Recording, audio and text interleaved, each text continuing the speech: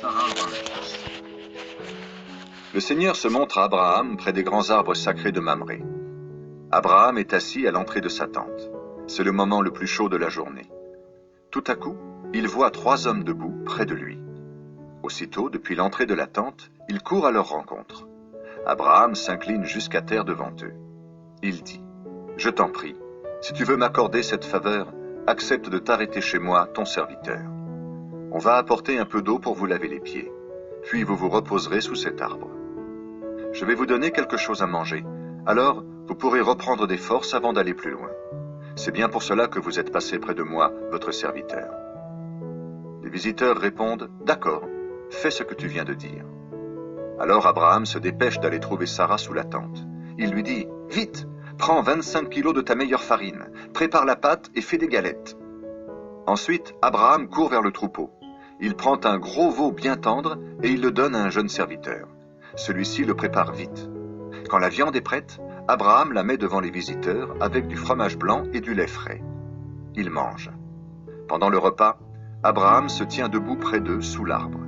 Les visiteurs demandent à Abraham, « Où est ta femme, Sarah ?» Il répond, « Elle est là, sous la tente. » L'un des visiteurs dit, « L'an prochain, je reviendrai chez toi, à cette même époque, et ta femme Sarah aura un fils. » Sarah est à l'entrée de la tente, derrière Abraham, et elle écoute. Abraham et Sarah sont vieux, et Sarah n'a plus l'âge d'avoir des enfants. Sarah se met à rire dans son cœur et elle pense, « Hélas, je suis bien trop vieille. Mon mari aussi est vieux.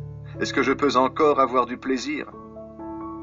Alors le Seigneur dit à Abraham, « Sarah a ri. Pourquoi donc? Pourquoi pense-t-elle, vraiment, je suis trop vieille pour avoir des enfants? Est-ce qu'il y a quelque chose d'impossible pour le Seigneur? L'an prochain, quand je reviendrai chez toi, à cette même époque, Sarah aura un fils. » Sarah a peur. Elle dit, « Non, je n'ai pas ri. » Le Seigneur lui dit, « Mais si, tu as ri. » Abraham prie le Seigneur de pardonner à Sodome. Les hommes se lèvent pour partir et ils regardent dans la direction de Sodome. Abraham marche avec eux pour les reconduire. Le Seigneur se dit, « Je ne veux pas cacher à Abraham ce que je vais faire. Il va devenir l'ancêtre d'un grand peuple, d'un peuple puissant. Par lui, je bénirai tous les peuples de la terre.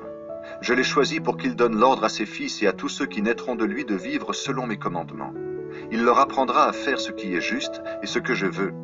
Ainsi, je pourrai donner à Abraham ce que je lui ai promis. » Alors le Seigneur dit à Abraham, « Les accusations contre les habitants de Sodome et de Gomorrhe sont graves. Leurs péchés sont très grands. Est-ce qu'ils ont vraiment fait tout ce que j'entends dire? Je vais descendre pour voir cela. Ainsi, je saurai la vérité. » 2 des visiteurs quittent cet endroit. Ils vont vers Sodome, mais le Seigneur reste avec Abraham. Abraham s'approche et dit, « Seigneur, est-ce que tu vas faire mourir l'innocent avec le coupable? À Sodome, il y a peut-être 50 justes. Est-ce que tu ne vas pas pardonner à la ville à cause des 50 justes qui habitent là? Est-ce que tu vas vraiment les supprimer? Non, tu ne peux pas faire une chose pareille. Faire mourir l'innocent avec le coupable. Traiter l'innocent comme le coupable. Le juge du monde entier ne peut pas être injuste, c'est impossible. » Le Seigneur répond, « Si je trouve 50 justes à Sodome, je pardonnerai à toute la ville à cause d'eux. » Abraham continue, « Pardon, mon Seigneur, je ne suis rien du tout. Pourtant, j'ose encore te parler. Il n'y a peut-être pas 50 justes. Il en manque peut-être 5. Pour 5, est-ce que tu vas détruire toute la ville? » Le Seigneur répond, « Si je trouve 45 justes à Sodome, je ne la détruirai pas. » Abraham reprend encore la parole et dit, « Ils sont peut-être seulement 40. » Le Seigneur répond, « À cause de ces 40, je ne détruirai pas la ville. » Abraham dit, « Mon Seigneur, je t'en prie, ne te fâche pas si je parle encore. Ils sont peut-être seulement 30. » Le Seigneur répond, « Si je trouve 30 justes dans la ville, je ne la détruirai pas. » Abraham continue, « Mon Seigneur, pardonne-moi si j'ose encore parler. Ils sont peut-être seulement 20. » Le Seigneur lui dit, « À cause de ces 20 justes, je ne détruirai pas la ville. » Abraham dit encore, « Seigneur, je t'en prie, ne te fâche pas, c'est la dernière fois que je parle.